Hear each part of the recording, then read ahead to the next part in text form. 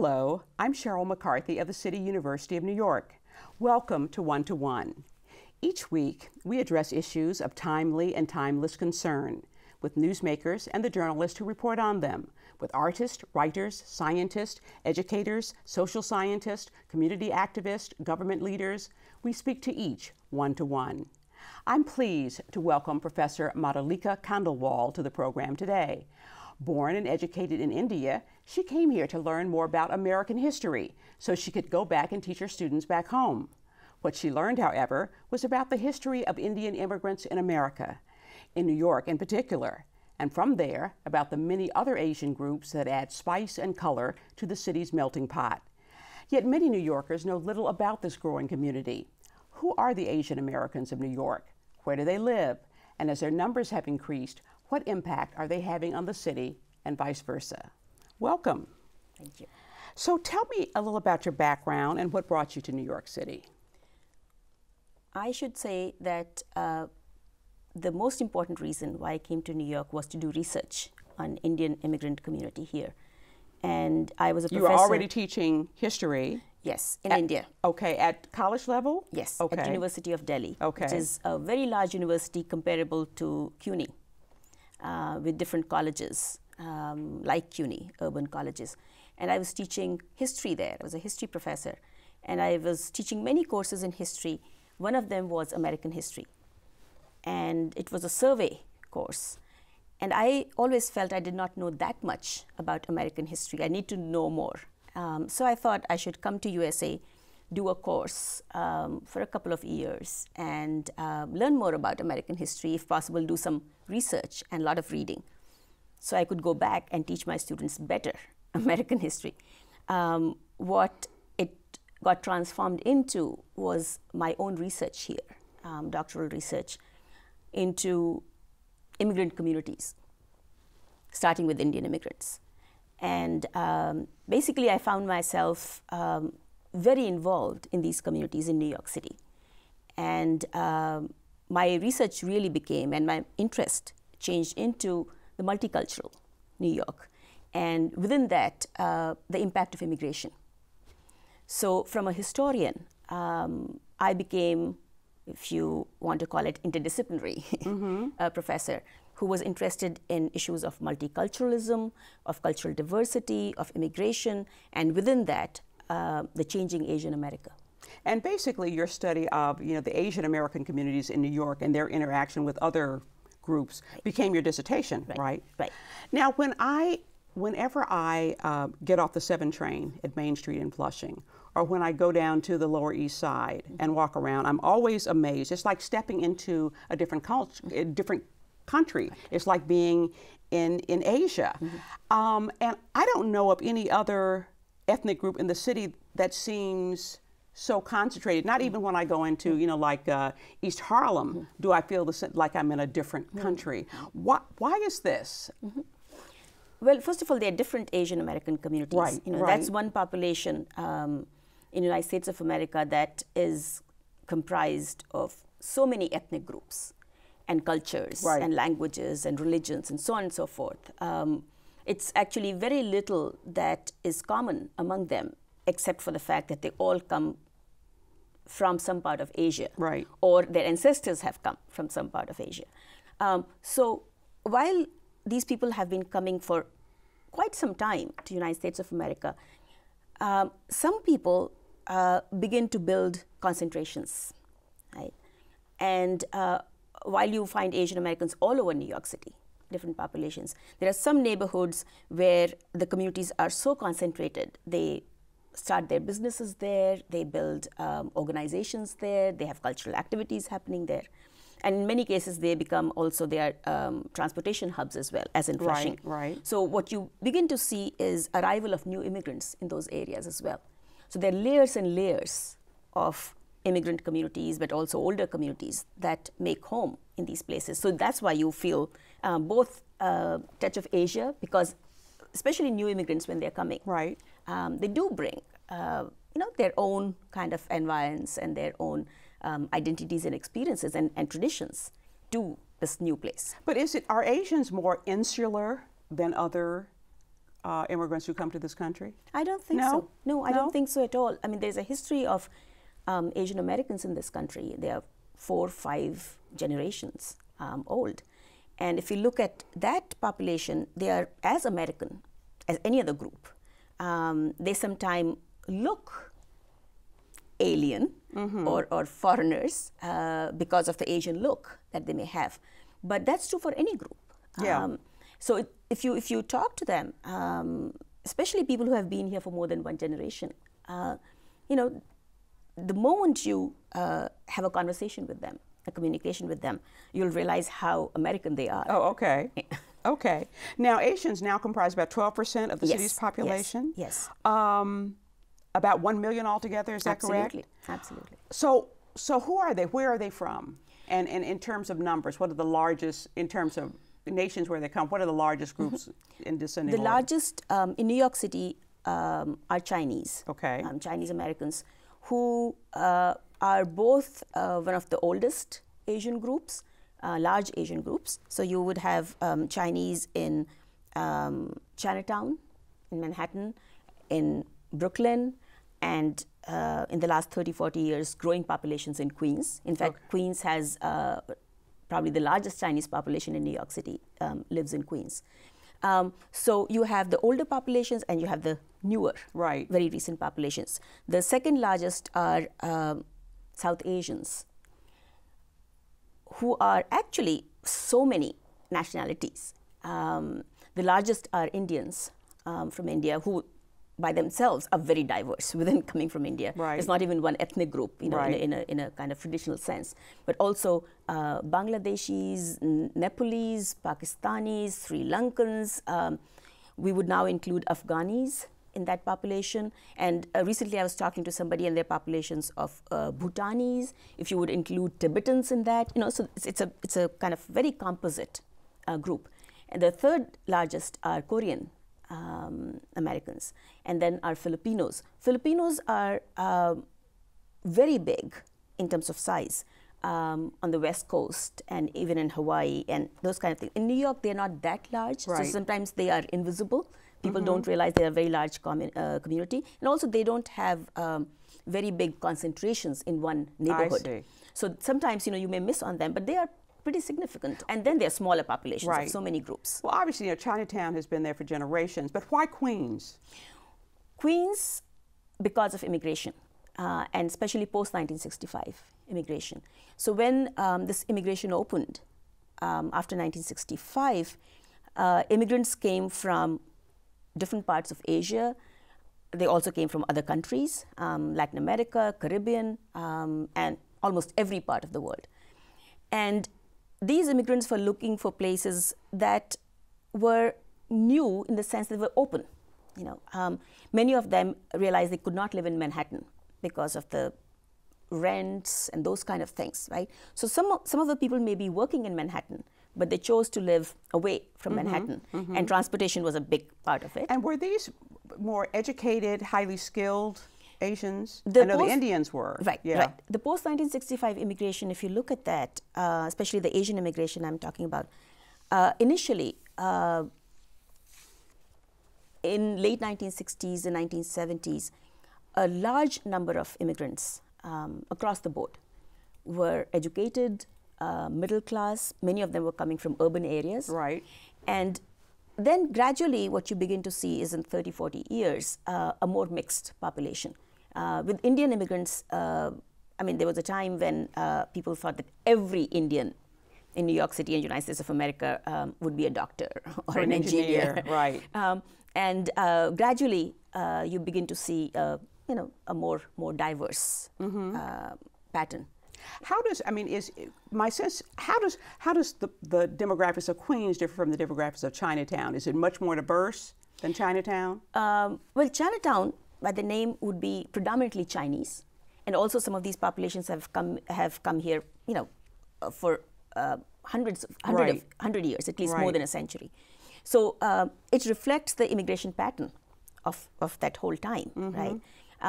Now what you see in Queens are within the Chinese population, even though it's a very large population, you would find different groups. There could be a lot more people from mainland China, from Taiwan in Queens, from different parts of China, and even some of the Chinese diaspora you would see. But also there are other Asian groups that are very large in Queens. So whereas Chinatown is still predominantly Chinese, right? And smaller populations of other groups as well, Southeast Asians and all that. Queens is really, you can see the whole spectrum of Asian Americans. Now, I would assume that with any immigrant population, there are going to be some illegals, but that does not seem to have provoked the kind of anti-immigrant feeling, against Asians that you have, say, towards Latinos on Long Island. Why do you think that is? I would pause and think about that statement a little bit, because what's happening really in terms of immigration and immigrant anti-immigrant sentiment, I would say, really affects all of us. Even though Latinos is a group that has been kind of almost become the group that is synonymous with undocumented immigration. I think very unfairly also that it's almost like all Latinos are seen as undocumented immigrants, which is not true at all.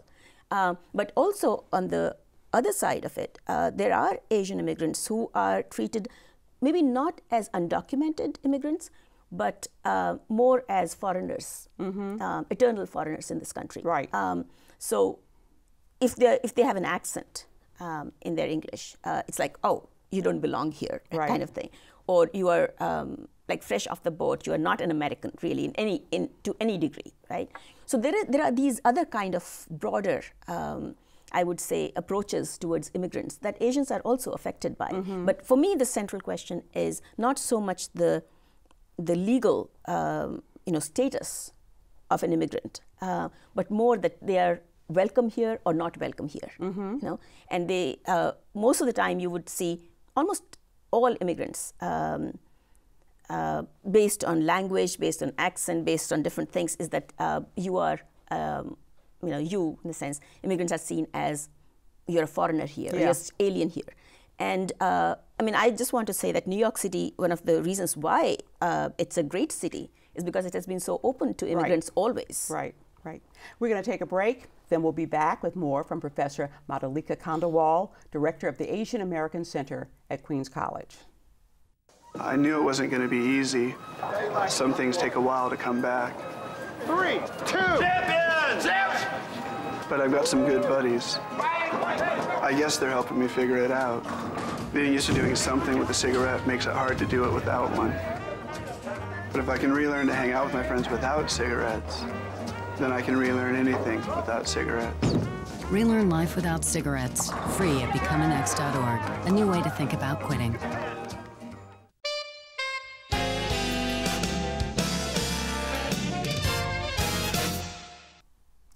Welcome back to One to One. I'm Sheryl McCarthy of the City University of New York, and I'm talking with Professor Madhulika Khandelwal, Director of the Asian American Center of CUNY's Queens College. So, what's been the impact of this Asian influx on, especially into Queens and the city in general? The impact is everywhere. You have neighborhoods where more than half of the population are foreign-born. And you would see a tremendous amount of diversity, cultural diversity. And when I say that, the cultural diversity term encompasses everything. So whether it be cuisines from around the world and different parts of Asia, with the languages that are spoken, religions that are practiced, and there are times when on one street you would find different houses of worship. It's just amazing. And Hindu, Buddhist, Christian, Korean, Presbyterian, certainly. Absolutely. Sikh gurdwaras, mosques, and so on and so forth. Just kind of, and sometimes within the same religion, you would have multiple houses of worship as well. So it just gives you an idea of the diversity from which these people are coming. But also you find ethnic businesses, small businesses springing up, and you would see the impact in schools, in, as I said, in the business districts, in quality of life issues, in civic life, and of course, beginning to see the impact in political participation and public life as well. I want to come back to that, but you know, you're talking about the schools. What's been the impact on the school system? I mean, there are obviously more Asian students, maybe more. Queens has a lot of crowded schools. Yes. Certainly when I walk down, when I'm down by, riding my bike down near Stuyvesant High School, a lot of the students are Asians. Right. Probably the same is true with the Bronx High School of Science. That's true. You know, and I have heard that the public library in Flushing has the highest circulation rate of any public library in the country. Yes. And what does that say about the people who live there? So in schools, what you're seeing is large populations of Asian American students who are seen by their parents as young people who are going to be fully participant in American society, and education is the way to do that. Right. And so they're going through schools emphasizing on schools in a major way, and of course they're excelling in many cases, but there are also issues that they bring with them about, do New Yorkers and the administrators and the policymakers understand what are the identities and needs of this population?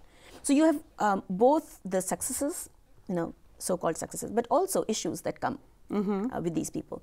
In terms of the libraries, the library that you are referring to is not just a library. It's really, I call it a community center.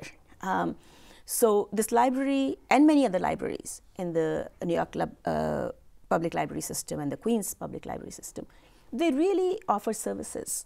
They are, of course, books and they're reading materials, but they're also places where people gather and they find out more about their neighborhood, about the lives, in United States of America. So these are places where people really, especially, you're talking of immigrant populations and their children, that they come to these places to find out more about different aspects of American life. And that's why it's not just, getting books there, but it becomes a congregation. Right, really.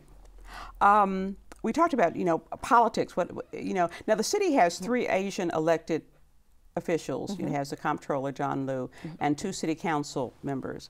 But why did it take so long?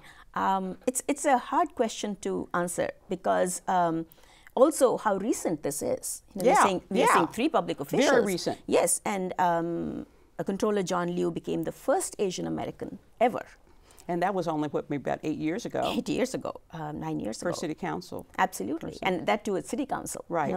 So, and before that, there have been historic efforts to have an Asian American, Chinese American represent Chinatown, and it wasn't being successful. And so people have tried very hard. And then in Queens, especially from Flushing area, which has a big concentration of Asian populations, there were efforts going on at least for a few decades before this. So Controller John Liu was the first one to be able to, break through that barrier and become the city council person. So it is not only the fact that he became the first one, but so much has gone into this, right? Yeah. And then the question is like, so what happens after him in Flushing and those areas, right? And so the last election, 2009, really became a historic election, not only from the point of view of getting these people elected, which is wonderful, but also as something that opens the door for the future as well. So if this is possible, then what's the future? And for me, it is Asian Americans in political life and in public life in the United States of America and New York City, but also something that represents the new demographics that we are seeing. That these are communities that want to really participate and take part in New York City public life, right? And now we are beginning to see some of them come up. I think we have to look forward to the younger generations, the future participation of Asian Americans. So it has opened the way. What I have picked up on tensions between certainly between African Americans and Asians. I don't know if it also exists between Asians and Latinos. But I mean, I get this, you know, sometimes when I get into a cab, you know, and, you know, there's an Asian cab driver that doesn't seem too happy to have me in the cab or want to take me to where I want to go. What is that about? That is about, to me, interactions and relationships among different groups. Let's say New York City we are talking about, right? So given the density and given the intergroup situation, how does this diversity actually work, right? How do people interact with each other? For me, there are 2 points that I want to mention. One is that I'm not denying that there are tensions, and sometimes it's very obvious, you know, how people relate to each other. But there's also the other side of it. When people do get along and they do accommodate each other, those things are not reported as much. I just want to say there's also that part of it, which we do need to bring out more if we want these kind of very diverse communities to succeed, to work. But going back to your earlier point, to me, I want to talk about immigrants in particular. Before they come to the United States of America, they really don't know that much about the different groups that they're going to meet here.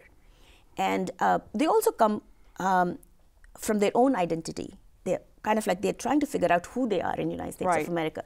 So, and they don't have much information really about other groups. So there is, I think there is real need to disseminate information about what is cultural diversity, which are the communities in the United States of America, if not the whole country. But I suspect it's largely about, you know, if you're coming here, then you want to identify with the groups that are doing well or that have the, you know, and you don't want to, you want to distance yourselves from groups that you perceive as not doing well or, you know, the ones that are more discriminated against. You want to distance yourself from those, I would think. There is that also, but also to me, I'm going to raise this larger question about, is also, what is America about?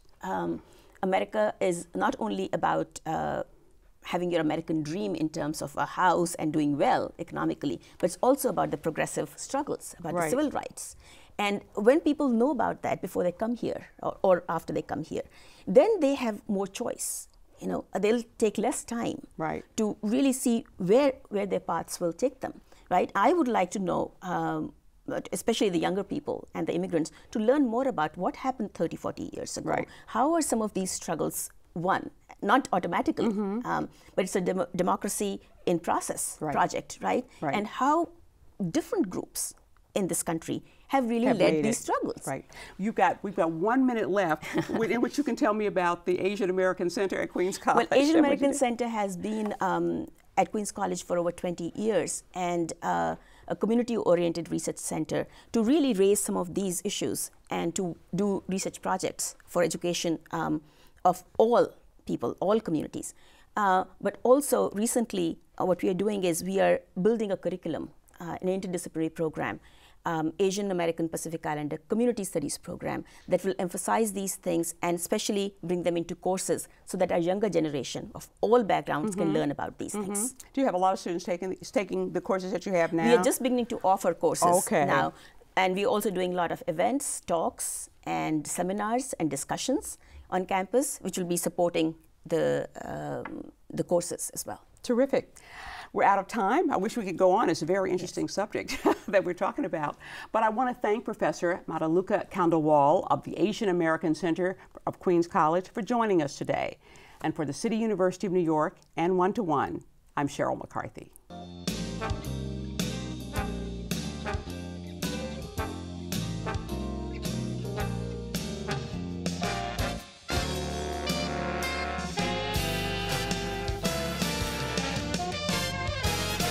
If there are any people you'd like to hear from or topics you'd like us to explore, please let us know.